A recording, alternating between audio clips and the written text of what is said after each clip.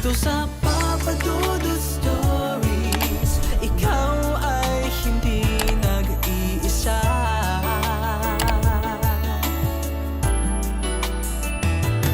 Dito sa Papa Dudut Stories, may nagmamahal sa'yo. Papa Dudut Stories. Papa Dudut Stories. Dear Papa Dudut, sa lahat po ng mga nakatutok ngayon, huwag pong kalimutan mag-like, mag-share at mag-subscribe. Maraming salamat po sa inyong lahat.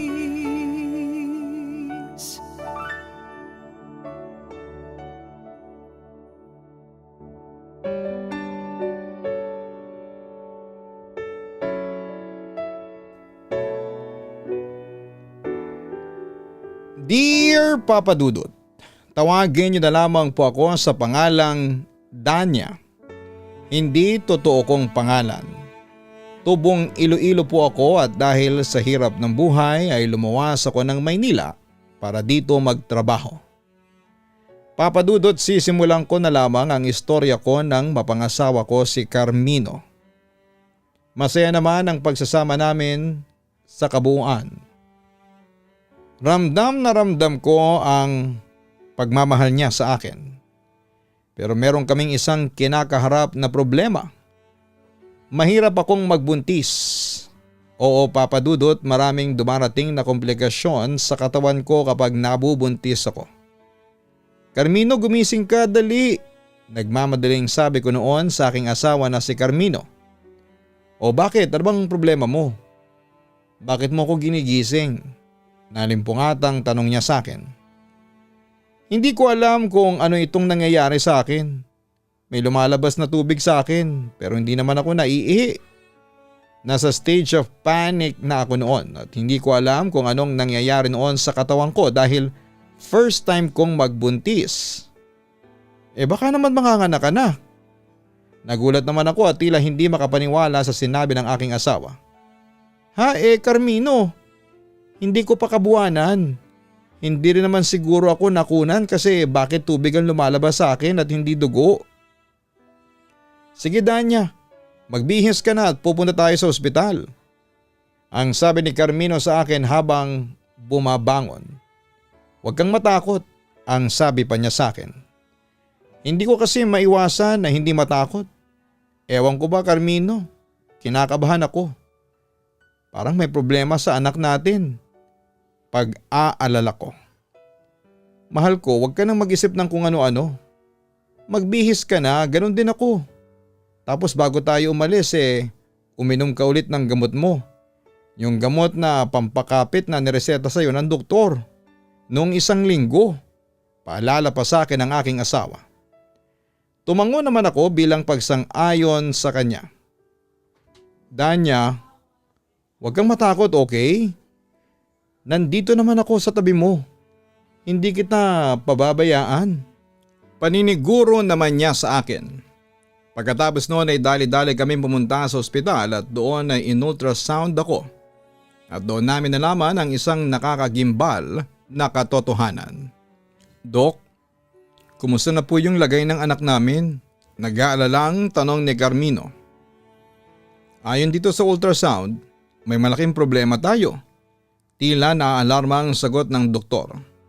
Pagkatapos noon ay bumaling siya sa akin. Mrs., mukhang wag po kayong mabibigla ha? Pero parang wala na pong buhay ang batang nasa sinapupunan ninyo. Nagulat naman kami ni Carmino sa sinabing yon ng doktor. Hindi ako makaimik noon dahil hindi mag-sink in sa utak ko ang mga nangyari. Anong sabi niyo, Dok? Hindi ba kayo nagbibiro? Tila naiiyak na tanong ni Carmino sa doktor. Hindi po ako nagbibiro. Kung buhay pa po ang bata, sana'y gumagalaw pa siya at saka sana'y nagre-register dito ang heartbeat niya. Kaso hindi po. Paliwanag niya sa akin. Sa puntong yon ay nanlulumo na ako sa mga pangyayari. Dok, baka po nagkakamali lang kayo. Hindi po ako nagkakamali, misis. Patay na po ang bata sa sinapupunan ninyo. paniniguro ng doktor sa amin. Napahagulhol na ako sa aking asawa. Ang anak natin, Carmino, patay na ang anak natin. Kailangan na pong matanggal kaagad ang patay na sanggol sa sinapupunan ninyo, Mrs. Para hindi po maapektuhan ang kaligtasan ng kalusugan ninyo. Ang sabi pa ng doktor sa amin ni Carmino. Sige Dok, kayo na po ang bahala. Pagbibigay ni Carmino ng otorisasyon sa doktor habang ako ay napapahagulhol na lamang.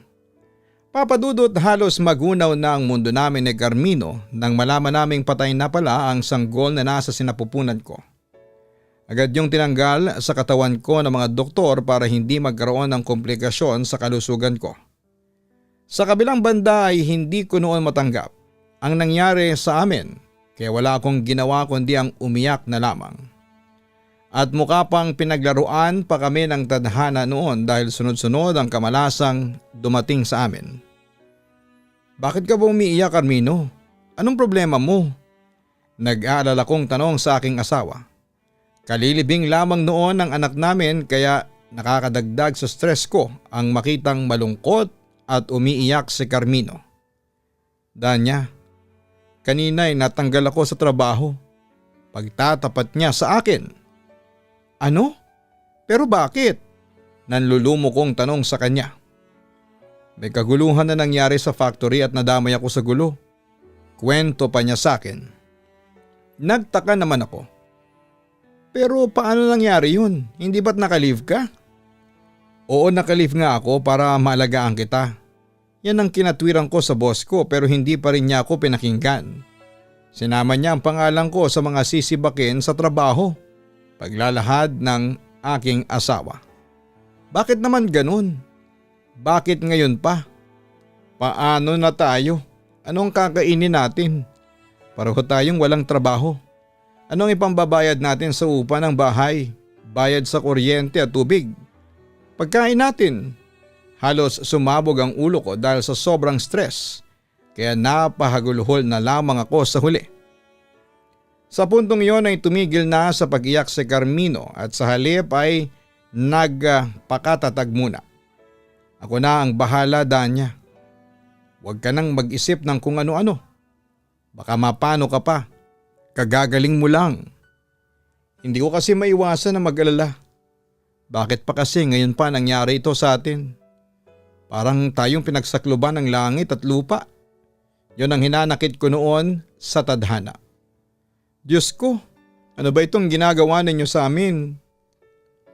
Bakit mo kami binibigyan ng ganitong pagsubok? Hindi ko mapigilan noon ang pagdaloy ng aking emosyon. Huwag na nating sisihin pa ang Diyos, Danya. Magdasal na lang tayo. Humingi na lang tayo ng tulong sa Kanya. Yun na lamang ang sinabi ko sa asawa ko. Danya, huwag kang sumuko. Huwag tayong sumuko, labanan natin ito. Kaya nating lusutan ang problemang ito. May awa din sa atin ang Diyos. Dagdag pa niya sa akin. Sa pagkakataong yon ay pinahid ko ang tumutulong luha sa aking mga mata.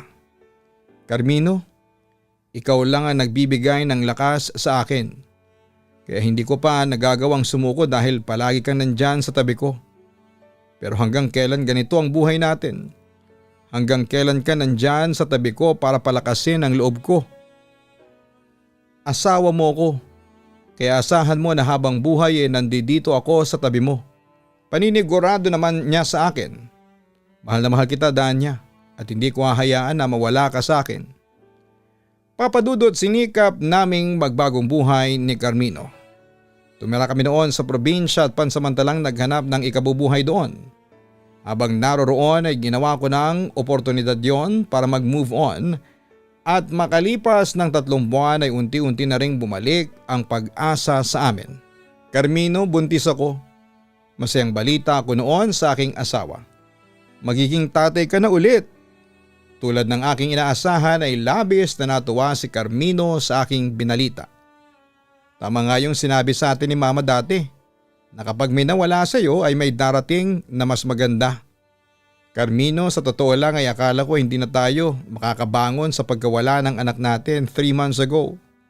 Pero unti-unti rin tayong tinutulungan ng Panginoon na makabangon. At heto nga, mukhang bumawi talaga siya sa atin. Sumang-ayon naman si Carmino sa sinabi ko. Pagkatapos noon ay siya naman ang may magandang balita sa akin. Alam mo Danya, meron pang isang swerte ang dumating sa atin ngayon. Ha? Ano naman yun? Na-curious at na-excite ako ng mga oras na yon. Habang wala ka kanina tumawag sa akin yung factory na pinagtatrabahuhan ko. Alam mo ba kung ano ang sabi nila? Pinababalik na nila ako sa trabaho. Ayon daw kasi sa investigasyon na sinagawa ng kumpanya ay napatunayan na hindi at wala akong kinalaman doon sa kaguluhan na nangyari dati. Humingi pa sila ng sorry sa akin tapos kasabay noon ay bibigyan daw nila ako ng additional benefits. Pambawi man lang daw doon sa nagawa nilang pagkakamali sa akin. Kwento pa niya. Nakahinga naman ako ng maluwag sa binalitang yon ni Carmino. Naku, magandang balita yan. Buti naman at lumabas na rin ang katotohanan. Salamat sa Diyos at magkakatrabaho ka na. Papadudot, pagkatapos noon ay naiwan ako noon sa Iloilo habang si Carmino ay bumalik ng Maynila para magtrabaho. Yon ay ayon na rin sa mungkahi ng aking ina na magstay muna ako dito sa Iloilo para maalagaan niya akong mabuti. Agad din naman kaming pumayag ni Carmino since ilang buwan lamang yon. Kapag nanganak na ako ay saka ako babalik sa Maynila. Sa kabila noon ay nanatili pa rin ang kasiyahan sa amin dahil lubos ang pagtitiwala namin sa isa't isa. Bukod sa maraming blessings noon ang dumarating sa amin. Sabi ko tuloy sa sarili ko, sana'y palagi na lang ganito. Sana'y palagi na lang masaya ang buhay namin. Papadudot, akala ko ay yun na ang kapalit ng pait na dinaranas ko dati pero nagkamali ako. Sandali lamang namayani ang kasiyahan sa buhay namin dahil unti-unti na namang dumating ang mga pagsubok sa amin ni Carmino.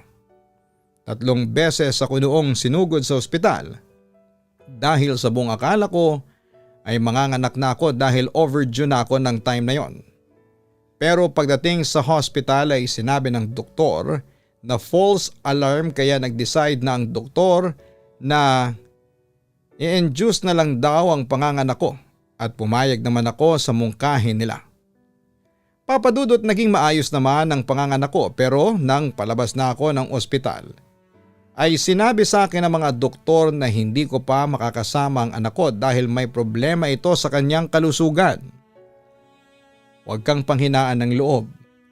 Hindi pababayaan ng Diyos ang anak ninyo ni Carmino. Ang palakas ng loob sa akin ni Ate Emma. Hindi ko kasi maiwasan, nakabahan at nawala na kasi sa amin yung una naming anak. Hindi mawawala sa inyo ang anak ninyo.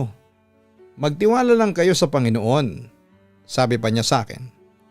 Sana'y nagkamali lang yung findings ng mga doktor sa anak ko para pwede ko nang mailabas ang anak ko.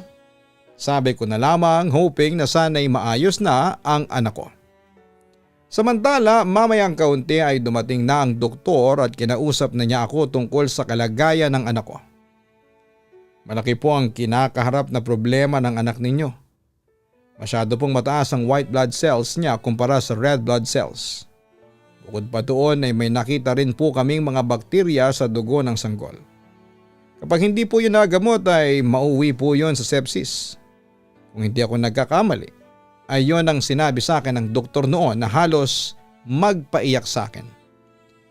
Dok, ano po bang mangyayari sa pamangkin ko? Nag-aalalang tanong ng aking kapatid. Maaari pong lumaki ang ulo ng sanggol. Bukod pa doon, habang lumalaki ang bata ay kailangan ng mahabang gamutan at procedure. Dagdag pa ng doktor sa amin.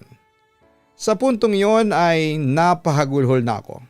At tinawag ko na ang pangalan ng Diyos. Marami pang sinabi sa amin ng doktor tungkol sa sakit at sa gamot ng anak ko pero hindi ko na yon matandaan dahil nagdarasal ako noon sa Panginoon habang umiiyak. Alam ko pong mabigat na pagsubok ito sa inyo pero wag po kayong sumuko. Ginagawa naman po namin ang lahat para mailigtas ang bata sa tiyak na kapahamakan. At saka sa inyo lang po kumukuha ng lakas ang bata, kaya magpakatatag po kayo. Samahan nyo rin po ng matinding pananalig sa Diyos. Narinig kong sabi na lamang sa amin ng doktor. Bumaling ako sa aking kapatid. Ate Emma, Danya, kakasabi lang ni Doc na magpakatatag ka.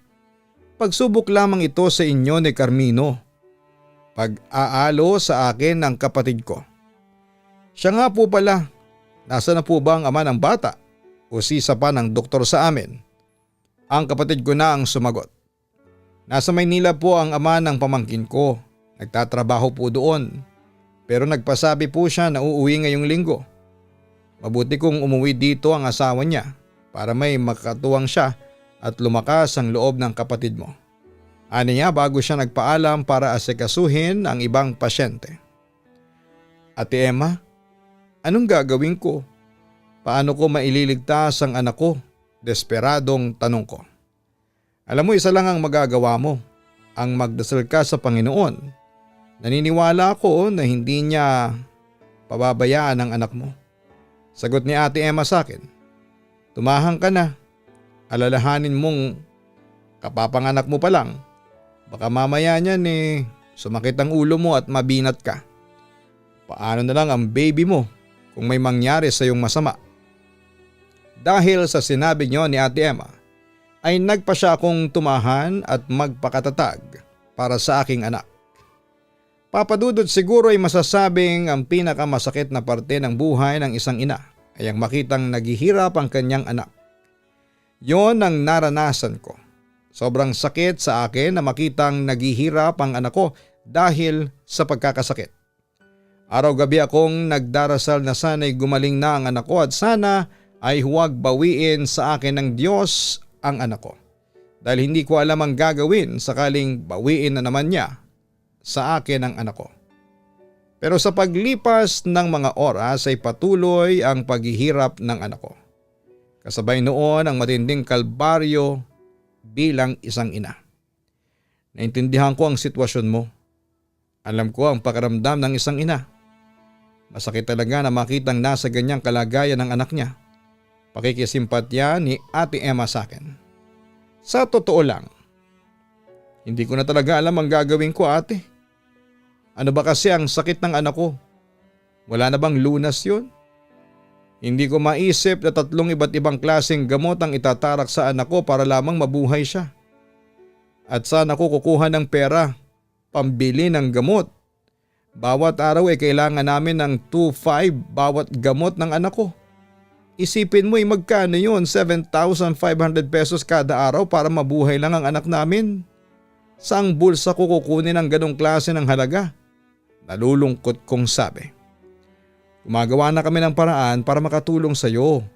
Si mama nagdedelhensya na siya ng pera. Ako at ang asawa mo, lahat kami ay nagsusumika para makahanap ng pera para sa anak mo. Huwag kang mawala ng pag-asa, ang sabi ni Ate Emma sa akin. Ang tanong hanggang kailan to? Hanggang kailan namin mararanasan ito? Nagsisimula na namang mawalan ako ng pag-asa. Mamayang kaunti ay dumating na si mama, dala-dala ang perang napagdelhensyahan niya para sa mga gamot ng aking anak.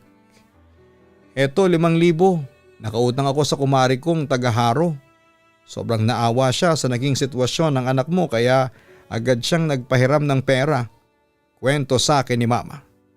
Salamat naman sa Diyos. Tila nabunutan naman ng tinig si Ate Emma sa sinabi ng aming ina. Pero ma, may malaki pa rin po tayong problema. Hindi lang po yung gamot ni baby ang kailangan nating idelhensya ng pera. Yung doktor po pala kanina ay kinausap ako. Kailangan na raw po nating bayaran ng bill sa ginagamit na kwarto ng anak ko. 5 araw na po kasi tayong hindi nakakabayad. 1,200 per day po ang kwarto ni baby. Tapos iba pa po yung hospital charges. Inform ko sa kanya. Subukan mo kaya ulit na tawagan si Carmino sa Maynila. Baka may madadilhensya siyang pera. Suhestyon ni Ate Emma sa akin. Nakapagdilhensya na si Carmino nung nakaraan at ang totoo niyan ay nakapag-cash advance na siya doon sa factory na pinagtatrabahuhan niya. Kaya wala na po siyang sasahurin sa susunod na linggo.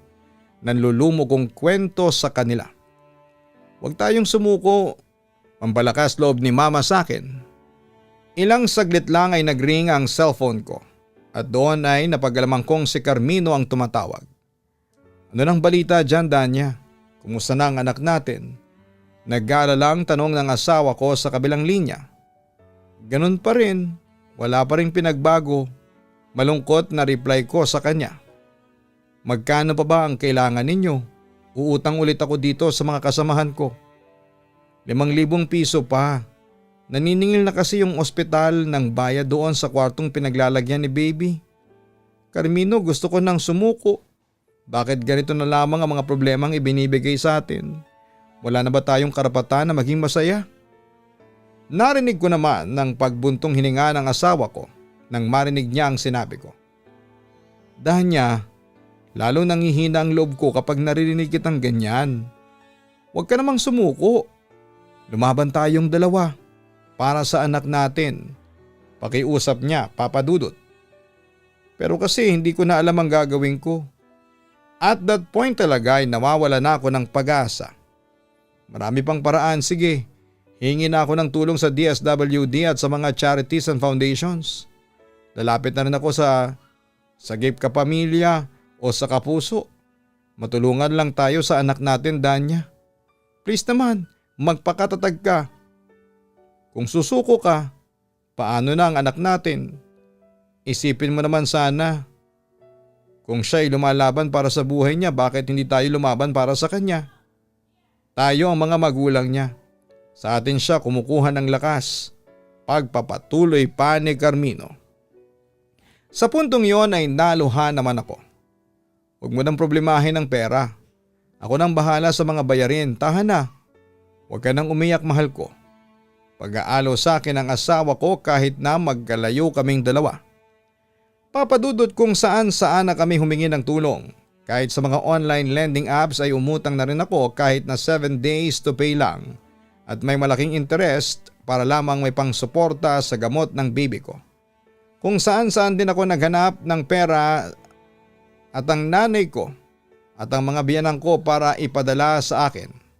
At nang dumating ang araw ng blood test ng anak ko habang kinukuhanan siya ng dugo ay awang-awa ako sa anak ko. Later on ay dumagdag pa sa problema ko yung mga ahente ng lending apps na pinagkakautangan ko nang lumampas na sa 7 days due date. Sari-saring pagbabanta at harassment ang inabot ko. Dahil doon ay wala akong nagawa kundi ang umiyak na lamang. Papadudot pakaramdam ko noon ay mauubusan na ako ng lakas at buti na lamang at nandyan si Ate Emma para palakasin ang kalooban ko. Samantala mukhang naawa na sa akin ang langit dahil pagkalipas ng ilang linggo ay isang magandang balita ang dumating sa amin. Nag-negative na sa sepsis ang anak namin ni Carmino. Halos maiyak ako sa tuwa. Agad kong tinawagan noon si Carmino. Agad kong binalita sa kanya na ligtas na ang aming anak. Talaga? Naku, magandang balita yan. Diyos ko, salamat po. Natutuwang wika ni Carmino sa kabilang linya. Umuwi ka na muna dito sa Iloilo para maiuwi na natin si baby. Magse-celebrate tayo. Suhestyon ko sa kanya. Sige. Ngayon din magpa-file ako ng leave sa trabaho para masamahan kita. Naku, salamat naman at ligtas ang anak natin. Nasasabik niyang sabi sa akin. Ikaw, Carmino, kumusta ka na dyan sa Maynila? Tanong ko naman sa kanya. Heto nung una nag-aalala ako. Pero dahil dyan sa binalita mo sa akin parang nabunutan ng tinik. Salamat talaga at dininig ng Diyos ang lahat ng mga panalangin natin. Hindi niya tayo hinayaang sumuko sa laban na ito. Tama ka dun sa sinabi mo na huwag tayong sumuko at magtiwala lamang tayo sa Diyos. Tingnan mo naman, ligtas na si baby. Magiging masayang pamilya na ulit tayo. Masayang wika ko naman. Namiss ko na kayo ni baby, Danya. Excited na akong makasama kayo ulit. Yun ang sinabi sa akin ng asawa ko na nagbigay ng pag-asa at inspirasyon sa akin. Isang linggo pang lumipas ay muli kong nakasama si Carmino at Nabuong muli ang aming pamilya. Oo, may pagsubok pa ring dumarating sa amin, dala ng malaki naming utang, pero sinisikap naming mabayaran lahat. Pati na yung mga lending companies na nanghaharas sa amin. Hindi na kami nagsampa ng kaso at sa halip ay pinagpasa Diyos na lamang namin sila. Maraming salamat po Papa Dudut sa pagbasa ninyo ng sulat ko, and God bless. And more power sa inyong programa.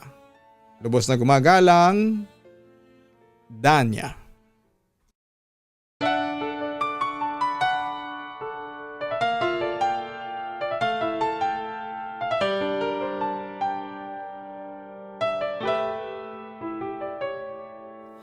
Ang buhay ay mahiwaga, laging may lungkot at saya.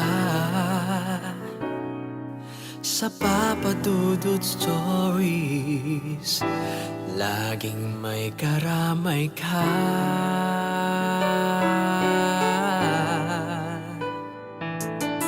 Mga problemang kaibigan, dito ay pakikinggan ka.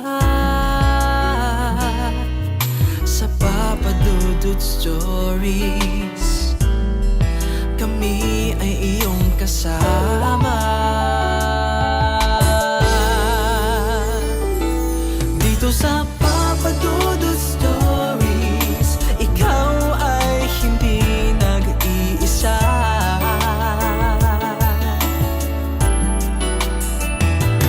Dito sa Papa Dudut Stories, may nagmamahal sa'yo.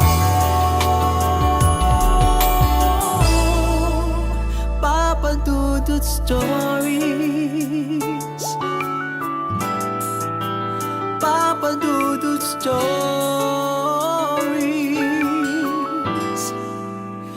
Papa Dudut Stories.